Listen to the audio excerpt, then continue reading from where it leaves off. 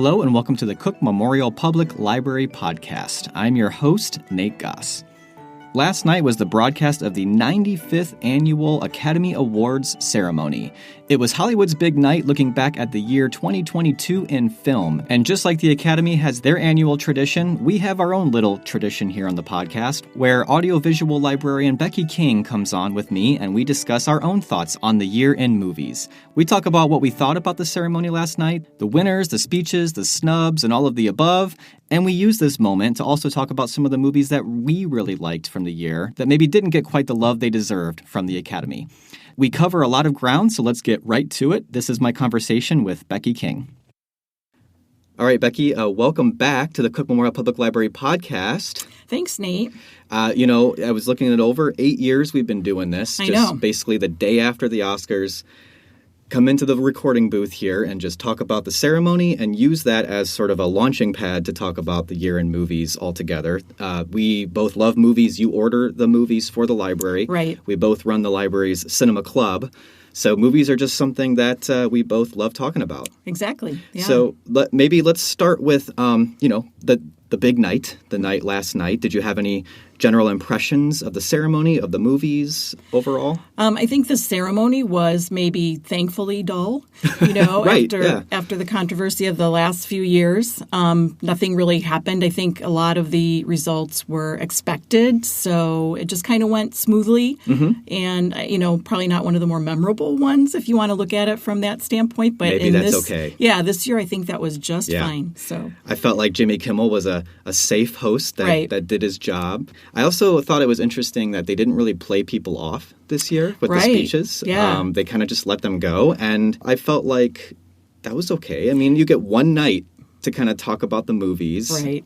I think if it goes a little long. The only unfortunate thing, since they were letting people go on for quite a long time, was that when there were multiple winners for an award, mm-hmm. they would let the first person speak and then they'd cut the mic. Right. So I'm sure that was a little hurtful. But, at some point somebody has to kind of pull the plug. Right, so. Exactly.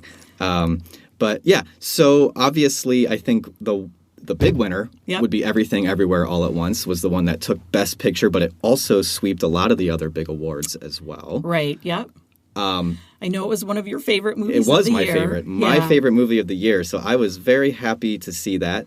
I should say, like, in the lead-up, it seemed like the momentum was for it. It was winning everything. Yeah. But before that, like before the big award ceremonies, there was no way when I first watched this movie that I thought, oh, yeah, this is going to win Best Picture at the Oscars. This was certainly... And basically everything. This was certainly, like, a pretty wild movie to get that award, I think. I agree.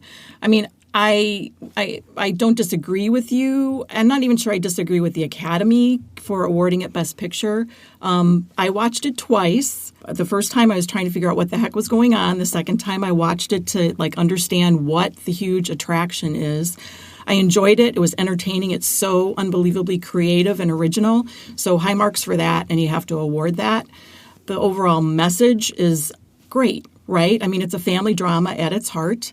And, life's chaotic. It's crazy. Mm-hmm. But, your relationships are everything.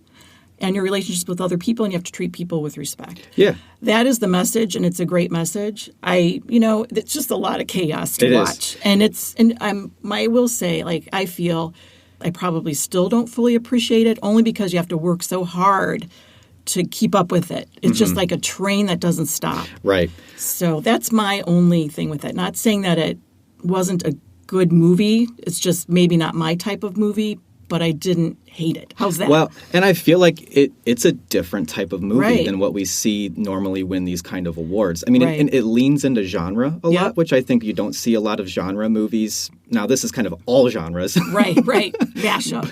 That's the definition of a mashup. But it leans into that, and also it's kind of silly. Right. And so comedies, it's not a comedy, but that type of comedy element in a movie doesn't tend to get awarded in these kinds of things. But like you said, it's just doing so many different things, and it's so creative.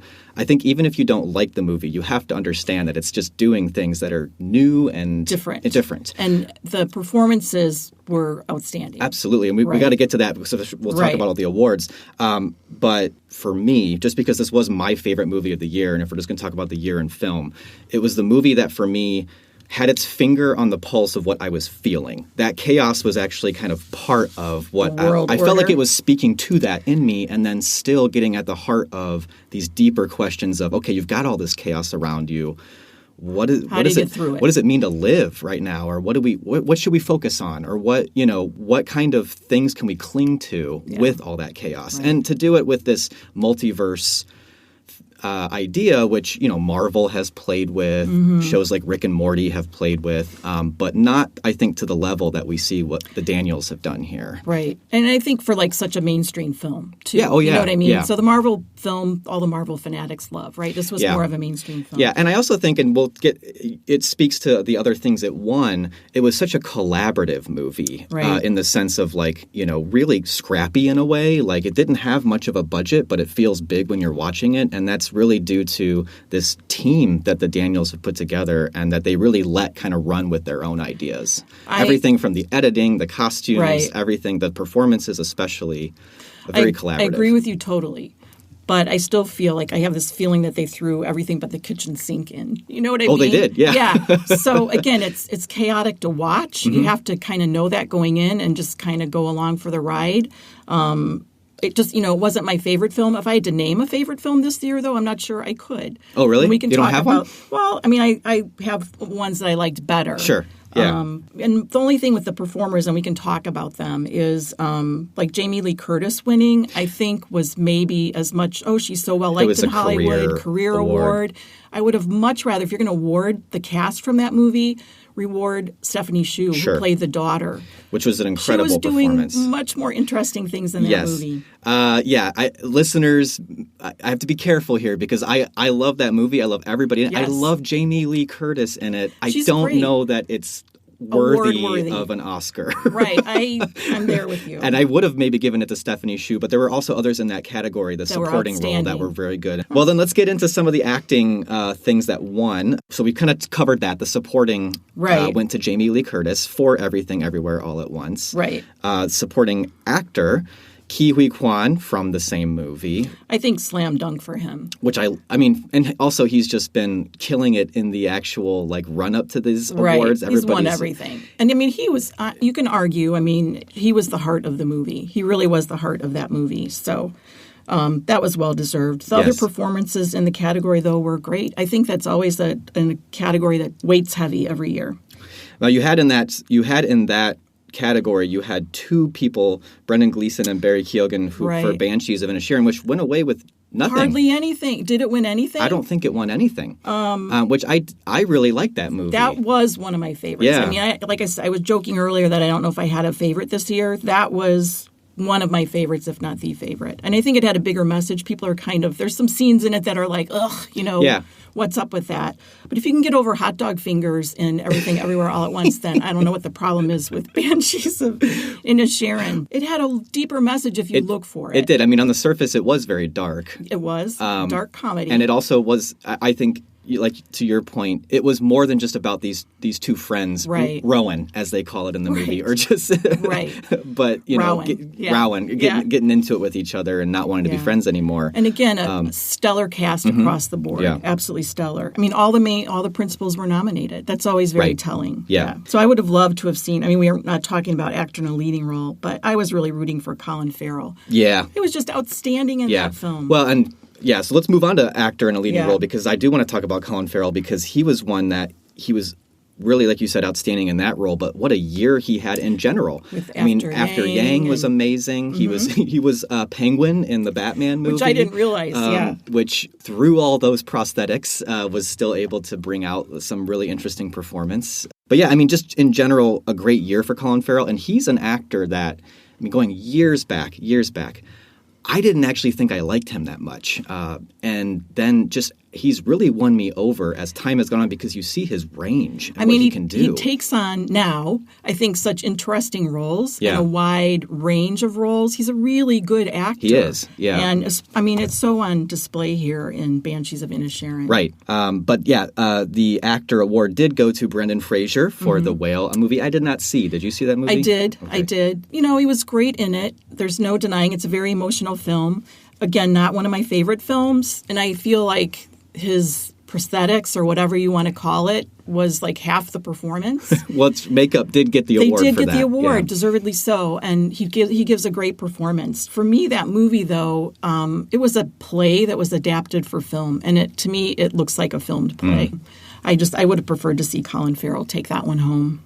Yeah. And another performance that we both enjoyed was Paul Mescal in After Sun, which was the only thing that was nominated from that movie. Right. But man, After Sun, that's my number 2 of the year. And it's almost right up there with Everything Everywhere All at Once for me. That movie is just, it bowls you over. It's just a cumulative kind of build. Emotional build. Yes. Right. And for those that don't know what it's about a young father and was she 11? His 11-year-old daughter. Right. Like right on the cusp tween, of sort of, adolescence. Yeah. And they're on what we kind of intuit is their last vacation together. Her parents are divorced. And he takes her on this island vacation. And you know what it reminded me of, and it was another movie that I loved, was The Florida Project. Yes. Yeah. Where it's just this small focus on these everyday people and the relationship between a child and a parent. So incredibly moving and so well done. And the other component to that movie is that it's looking back. So it's set in like the late 90s, early 2000s. It's kind of hard to tell exactly, but that time. And it's actually the daughter's looking back and remembering this vacation she went on with her father. And based on all this film that they took during this vacation. Yes, that's right, because there's also the home video aspect to it as well. And yeah, it's one of those movies, you watch it for a while and nothing's really happening. Right. And it's just by the end. And I can't believe... the director and writer, Charlotte Wells, wrote and directed this movie. Right. First time feature film. Debut feature film. And it's not just that it's so well done, like as far as craft goes. It's just to have enough faith that you could pull this story off and that it would actually keep the audience engaged. It's hard to explain unless you've seen it, but it takes some risks, I think, with just the narrative arc of it where... she really had to have a lot of faith that the payoff was going to come in the end of that movie, and it certainly does. And I think she worked on it for quite a long time from what I read about it. And I think one of the producers is Barry Jenkins, who is a heavy hitter now in Hollywood. Yes. And to know that he was behind this movie, when you see it, you know why. Yeah, because he helped get that film distributed and out there. True. And you mentioned the Florida Project, but it also, to me, had some echoes of Moonlight as well. Yeah, it's an emotional film. I cried at the end of that one. I did too. I mean, just maybe that's not going to sell it a lot if you know you're going to be weeping at the end of that movie. But it's out of tenderness. Yes. I loved it. I can't recommend that one enough. I wish it were out more widely right now. And did the most amazing thing with Queen that Bohemian Rhapsody doesn't even can't even touch. That movie can't even touch what this movie does with Queen. Right. But I don't want to spoil it any beyond that. But I'm glad we put some time into After Sun because again, it didn't really get any love with the Oscars and the Academy, but one that we both, and I know a lot of people who have seen it, think it definitely one of the best of the year. Yes, for sure. It's streaming. Hopefully it comes out soon on DVD and Blu-ray. Right. We'll definitely be looking for it. For sure. So yeah, back to the awards. We didn't talk about, of course, Best Actress. So Michelle Yeoh, which I couldn't be happier about her winning because... I mean, she really has to carry everything. She carried the movie. She carries that movie, and she has to bring so much of everything that Michelle Yeoh does is in that movie. Everything. And I mean, I was talking with a friend about it. I didn't know she had the comedy chops that she does. I mean, so deadpan sometimes, right? Yeah. But, the dramatic stuff and the family stuff. And then, of course, the martial arts. Yeah, and the physicality. Even as far as just appearance. She has to be like the pinnacle of glamour in some of those scenes. Right. And then she also has to be kind of a homely laundromat owner in other scenes and pull all of that off. Right, which she did with ease. And then be an amazing martial arts right. like expert. Great choreography. Yeah. I did like Cate Blanchett, though. I saw Tar in the theater, which I think it has more impact maybe in the theater. And when I got out of that movie, I was like, okay, nobody's going to beat her this year. It was an amazing performance. Like a tour de force. Like if you use that term, that was a tour de force. Yeah. That was an amazing performance. I think either one of them were equally deserving. Yeah, I do think for sure that's the most memorable Cate Blanchett performance I've ever seen. And Tar didn't get a lot of love from the Academy either last night, but I think that movie will do just fine. Oh, I mean, for sure. That's a great movie as well. That's one that I actually also watched a second time, and I think if you rewatch that movie, knowing what's going to happen, that it actually appreciate everything. You appreciate so much more about it and what it's doing, even from the very beginning of the movie. And just really like that movie. All about power and abuse of power, and really interesting from like the woman's perspective. I think. Yeah, but those are kind of the big the big categories. Was there anything that really kind of hit you that you wanted to talk about? One other thing I just wanted to talk about really quickly was the early controversy over the nomination of Andrea Riseborough in the Best Actress category for the movie To Leslie, which I think is on Netflix, so maybe people have seen it. But she was kind of nominated out of the blue, really, surprised a lot of people. But it turned out that there was a social media campaign put up in her favor by some influential people in the industry. I saw the movie. You said you didn't get a chance to see it. I have not seen that movie. So, she plays an addict, a recovering addict who's trying to kind of restore her relationship with her son.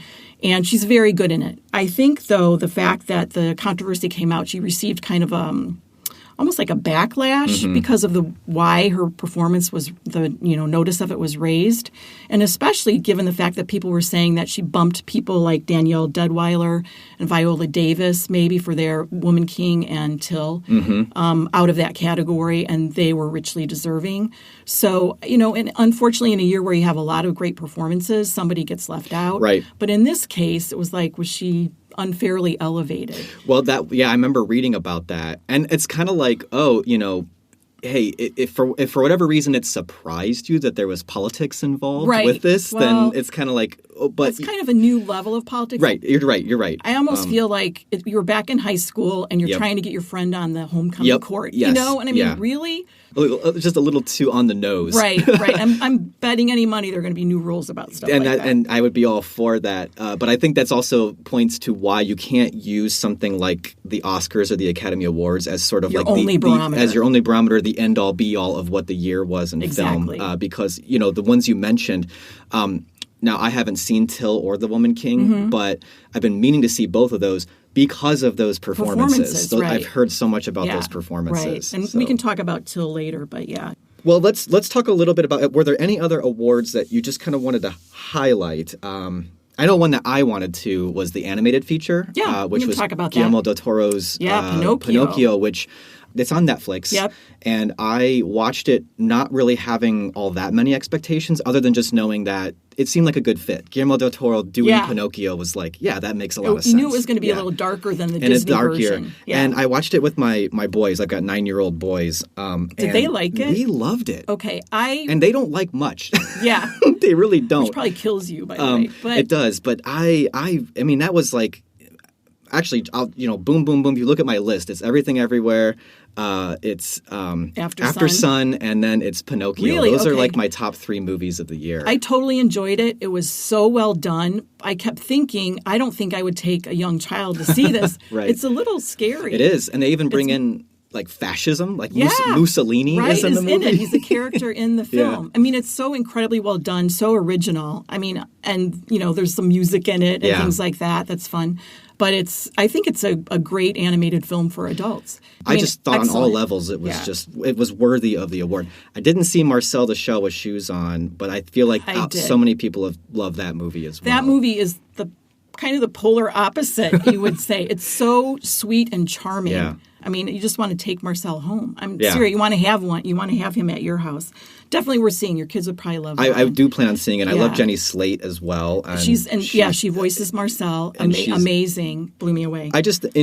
One other thing I'll say about that category, though, is just that I thought it was interesting. We had a year where you've got your 2 front runners. Those were probably your 2 front runners. Neither of them being Pixar or Disney, which for years and years was kind of like, you just figure you kind of give it to one of those studios. But so great things happening in animation. And you have to, Guillermo del Toro saying we need more animated films during his speech. I mean, coming from someone like that who does everything is meaningful. The other one that kind of swept a lot of other awards, I thought kind of surprisingly, was All Quiet on the Western Front. Surprisingly, I thought that was, there's no surprise that it won Best International Film. And cinematography, I thought that was a slam dunk. Those 2 were the ones I guessed it would win. Yeah. But, some of the other ones, which are, things like... production design, I think it won, and... Original score. Score, you're right. Did you see that movie? Yeah. I saw it too. I don't ever want to watch it again. But it is heavy and it's effective. And its really anti-war message, it's very effective. I mean, and I didn't realize the young actor who's kind of the center of the film during the speech last night, they said it was his first film. I had no idea. Yeah, he does a great job. One movie that I caught up very late, in fact, I watched it the afternoon before the Oscars, was Women Talking, which Sarah Polley won for adapted screenplay. And I was actually really happy to see that because I didn't think that movie had any chance of winning Best Picture. Right, yeah. But, that was a really interesting movie. A lot of really heavy-hitting performances and actresses in it. The ensemble was outstanding. I watched it last week, so pretty recently as well. I mean, it is like an hour and a half or a little bit more than that of Women Talking. Yes, but it is. Amazingly so. Yeah. It's a gift, right? To get the right people together and to just go with it. Yeah. And they were outstanding. And, maybe not a movie for everyone, but it's kind of just a sort of understated movie of these women talking about this situation, and another movie about abuse, right? And just how they're going to try to move forward, what they're going to try to do, and they collectively try to come up with this idea. Right, without violence and hatred, and they figure out what needs to be done. But I think it was nice that it got the recognition for Best Picture. I don't think it had any chance. No chance. But a great character study. Yeah, great. So I think. That was kind of the ceremony and the movies that were in the ceremony. But let's talk a little bit more about the year, some trends you noticed or other things that you thought about the year in film maybe. And then we'll eventually, I think I'd like to maybe highlight some movies that weren't really part of this that people should see. But, and I'll have you go first. Anything that you kind of noticed about the year? Definitely this year was the long film. I went through really quickly last night, and out of the 10 nominated Best Pictures, only 2 were under 2 hours. And that was Women Talking and Banshees of Inisherin, both of which were great stories and fit perfectly in that. But everything else was about 2.5 hours long. Avatar, obviously, over 3 hours. Yeah. And that is a commitment. And I don't know what is the trend. Like, no one is going to tell Steven Spielberg to cut 20 minutes out of his biographical film, right? No one's going to tell James Cameron that he needs to lose a half hour. But I think someone should, to be honest. Because, I agree. Because that's what editors are for. I felt like, hey, I had just as much fun as everybody else at Top Gun Maverick. Did it need to be as long as it was? I didn't feel like it because I love a good, tight movie. When you're in a movie theater and you're engrossed and it's huge and you're sitting there for 2.5 hours, that's one thing. When you ask people to do that at home on their sofa, which is, we can talk about that trend as well, that's a big ask. Oh, I guarantee you most people are not watching it through. No, they're pausing it. They're getting up. They're watching it in installments. Watching it closely. They're watching it until they are about to fall asleep, and then they go to bed, and then they get up and watch the rest the next day. They're treating it almost like a miniseries. Exactly. And I think you're ruining the that has the potential, I will say, to ruin the impact of a film. And some of them just didn't need to be that long. Yeah. And then we can talk about the trend of what's happening to theaters. There was a lot of talk last night by various, award winners and Jimmy Kimmel about the theaters, like, see the movies in the theaters. We're so glad these movies are in the theaters. That felt like a disconnect to me. Who saw the movies in the theaters? I think I did. I mean, I saw more in the theater than probably most people. But at the same time, I'm thinking the 2 movie theaters where I went to see movies for however long now, both closed this year. Right. And my local one where I live, the Round Lake Beach Regal, that closed just recently. And kind of out of the blue and shocking. And how could it happen? And I feel really sad that, there are going to be fewer and fewer opportunities to see movies like this on a big screen. It's a totally different experience. Yeah. I agree it was a disconnect. I think if they think people are not doing this. If they open in the theater, they last 2 weeks and then they're streaming. Well, and if they're basing that idea that people were back in the theaters on Top Gun and Avatar. Well, then every movie's got to be Top Gun and Avatar. Right. And I mean, I would be disappointed if that's kind of what the entire industry turned into. Or superhero. But what on the flip side of that, I was able to catch up with a lot of these movies, being able to still see most of these movies. Is it convenient? There's a convenience to it. But there's is it the same experience? Yeah. I don't think so. See, what I noticed was it was very hard to see any of these movies in the theater. That's why I feel like if you had similar access in the theaters, and also if it wasn't where I was looking at spending well over $100 to take my family to the theater, right? Then I agree. But how much are you spending every month on streaming services? Well, yeah, and that's adding up every time too. Absolutely. Yeah. And then also, when you think about the disconnect between movie-going audiences, people that are actually going to the theater, and they love Top Gun and they love Avatar, and they won nothing. You know what I mean? They were nominated for Best Picture. They got no other recognition. And I think people are like, well, what the heck? Right. And that is one of the other wild things about Everything Everywhere. Right. Is it kind of bucks all these trends. Like, that was a movie a lot of people saw in the theater. theater. It took time. Word of mouth. Word of mouth was huge on that movie. But it wasn't a huge budget for that movie. So, I think it showed that the right kind of movie, it can be done, but it's rarer and rarer these days, I think. But I think that's a good example of a movie that opened in theaters, word of mouth built, and then it was out on Blu-ray DVD. It was out very early. It was, yeah. And I think more people were able to see it that way than they would have. They probably would not have gone to see it in the theater because it would have been gone by the time, the word of mouth caught up with them. Let's talk really quick before we wrap this up about just some movies, if you have any, that really weren't part of the awards races or Academy Awards, but that you think are definitely worth seeing, some of the best of the year. Sure.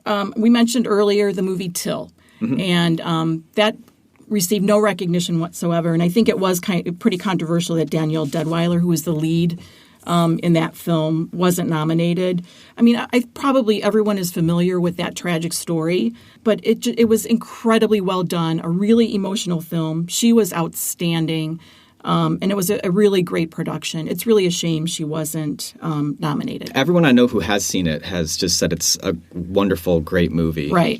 Excellent, excellent. I'll just mention a couple that I think, because so many of the films this year were really depressing. So I'm going to mention two fun ones. One is Mrs. Harris Goes to Paris with Leslie Manville, who's having quite the year because she was also in Magpie Murders on... That was up for costume, right? Yes. Yes. Yeah, deservedly so, because it involves the House of Dior.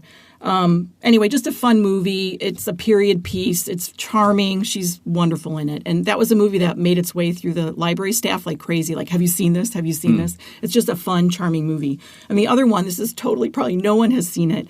It's called Phantom of the Open. And it stars Mark Rylance. And he plays a British guy who fakes his way into the British Open over a period of many years using disguises and everything else. It's a totally crazy story, and it's a true story.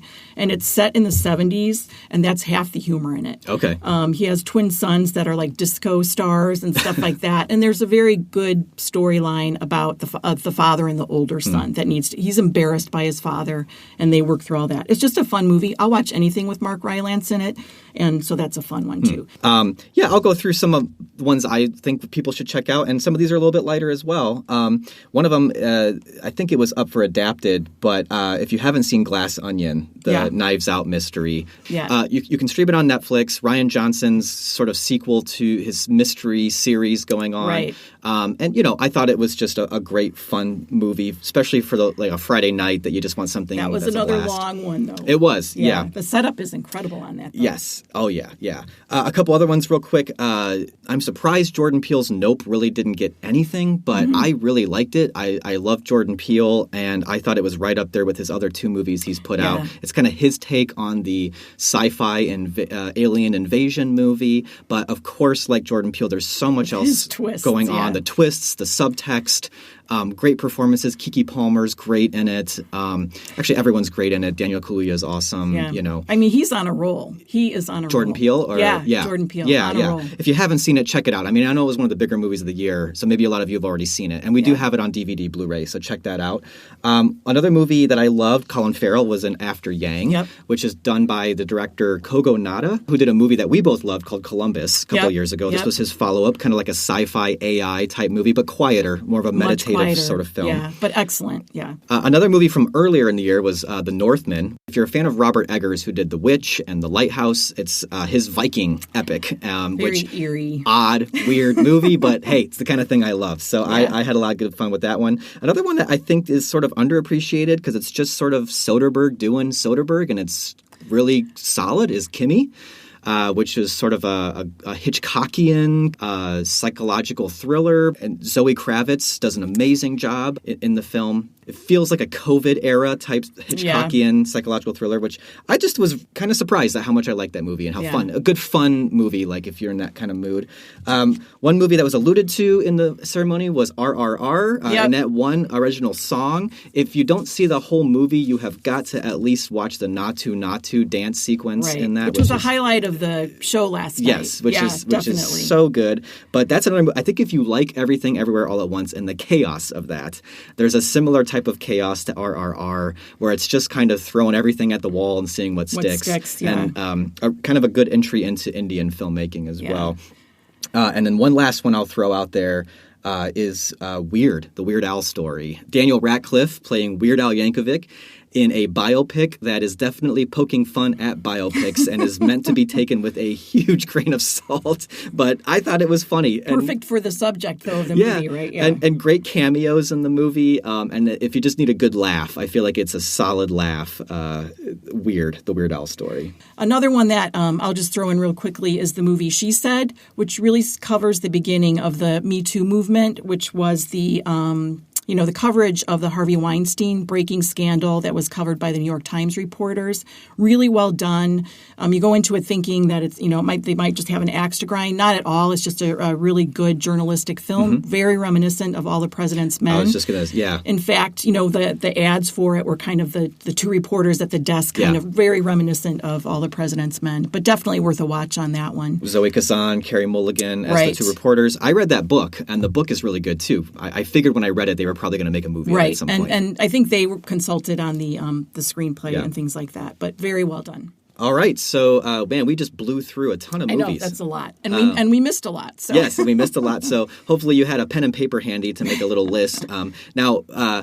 We always like to wrap this up with Becky. Can you kind of run down some of the movies that are available through the library, whether it's through physical formats like DVD, Blu-ray, or streaming somewhere? Sure. I mean, the nice thing about it is that almost all of the Best Picture nominees are already out or are coming out very soon. The only exception is Avatar, which, there's no date yet announced for the release of that. But Triangle of Sadness will be out in April. All Quiet on the Western Front is coming in May, but otherwise they're already on the shelf. So hopefully you can enjoy those.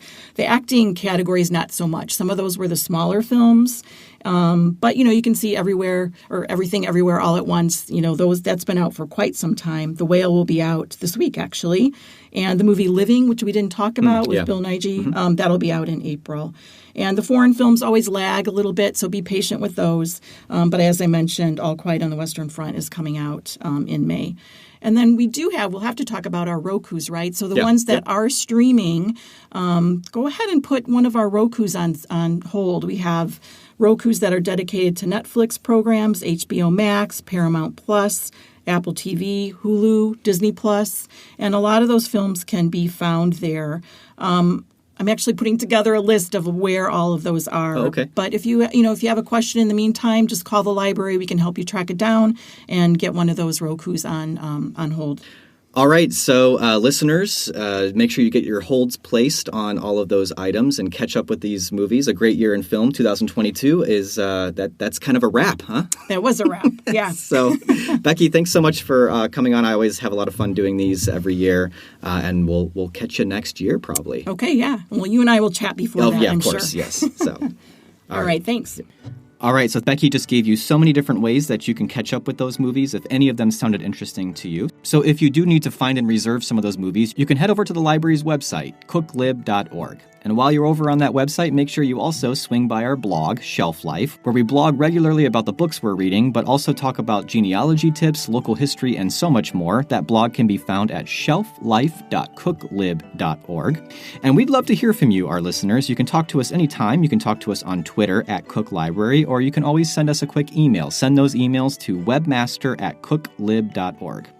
And if you enjoyed this episode, please tell others about it and let them know that they can listen to this episode along with any past or future Cook Memorial Public Library podcast episodes in Apple Podcasts, Spotify, or really wherever they like to get their podcasts. This episode of the Cook Memorial Public Library podcast was recorded in Digital Studio 1 at the Aspen Drive Library in Vernon Hills. You can visit the Digital Studio page on the library's website to learn more about how you can use the studio spaces at either of our libraries. Thanks for spending some time with us, and we will be back soon, but until then, keep reading, keep watching, and keep listening.